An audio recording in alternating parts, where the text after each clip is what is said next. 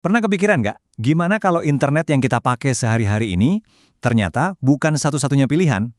Nah, kali ini kita bakal ngebahas sebuah proyek yang ambisinya luar biasa. Mereka ini bukan cuma bikin blockchain baru loh. Mereka ngaku lagi ngebangun fondasi buat internet yang bener-bener baru. Yuk kita bedah bareng apa sih maksudnya? Nah, pertanyaan ini intinya. Coba deh, bayangin sejenak. Dunia digital, di mana data kamu, identitas kamu, platform yang kamu pakai, itu semua nggak lagi dikontrol sama perusahaan raksasa atau pemerintah. Semuanya benar-benar punya kamu. Inilah janji besar dan visi utama di balik e-gold chain. Oke, buat ngerti visi segede ini, kita harus mundur dikit. Jadi menurut sumber kita nih, sejarah internet tuh bisa dibagi jadi 4 era. Kita lihat yuk evolusinya kayak gimana? Jadi, evolusinya tuh dimulai dari web 1.0 ya, internet baca doang. Terus kita masuk ke web 2.0. Zamannya kita bisa nulis, bisa bikin konten, tapi platformnya punya perusahaan gede. Nah, ini yang seru. Web 3.0 janjinya sih kepemilikan lewat token. Tapi sumber yang kita bahas ini berani banget bilang kalau itu palsu. Kenapa? Karena ujung-ujungnya masih numpang di server punya perusahaan lain. Dan inilah yang katanya jadi jalan masuk ke era keempat. Web Gold, internet yang seutuhnya punya manusia. Nah, tabel ini ngerangkum semuanya dengan jelas banget. Kita bergerak dari cuma baca, terus bisa baca plus tulis, sampai akhirnya baca plus tulis plus punya token. Tapi lihat baris paling bawah. Itu dia kuncinya.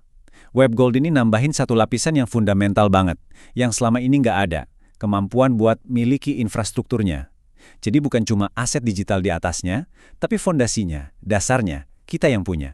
Terus apa sih artinya memiliki infrastruktur itu kalau di dunia nyata? Nah, ini nih yang langsung ngebawa kita ke jantung permasalahannya. Masalah yang mau dipecahin sama e-gold chain. Soal siapa yang pegang kendali dan kekuasaan di dunia digital. Lihat deh perbandingannya. Jelas banget kan bedanya. Di kiri itu internet yang kita kenal sekarang. Dikontrol perusahaan, diawasi pemerintah, gampang banget disensor. Di kanan, itu visi mereka. Jaringan tanpa server pusat, tanpa ada yang ngendaliin, nggak bisa disensor, dan yang paling penting, identitas digital kita beneran punya kita sendiri. Oke. Sampai sini, mungkin kamu mikir, ini kan mirip-mirip aja sama proyek blockchain lain. Eits, tunggu dulu. Menurut para pembuatnya, ambisi mereka itu jauh lebih besar dari sekedar itu. Jadi, kita ini nggak lagi ngomongin perbaikan kecil atau aplikasi baru ya. Tujuan mereka itu penggantian total. Coba bayangin, mereka ini bukan lagi bangun rumah baru di kota yang udah ada. Tapi mereka lagi bangun satu kota baru dari nol. Skalanya bener-bener beda. Nah, metafora ini dalam banget. Kalau blockchain lain itu ibarat cuma satu komponen, satu roda gigi dalam sebuah mesin, maka e-gold chain ini ngelihat dirinya sebagai fondasinya. Sebagai infrastruktur tempat peradaban digital yang baru bisa berdiri. Terus, wujud infrastruktur peradaban ini kayak gimana sih sebenarnya? Yuk kita bongkar satu-satu komponen yang ngebentuk tumpukan internet baru ini. Dan ini dia ekosistemnya. Gila kan? Ini bukan cuma soal satu teknologi doang. Mereka benar-benar bikin semuanya. Dari sistem operasi yang terdesentralisasi, layanan cloud yang bukan punya Amazon atau Google, browser sendiri, bahkan sampai ke hardware kayak HP dan komputer.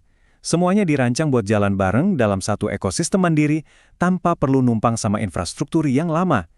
Dari semua komponen tadi, ada satu nih yang jadi fondasi dari segalanya, yaitu cara mereka mendefinisikan ulang apa itu identitas digital kita.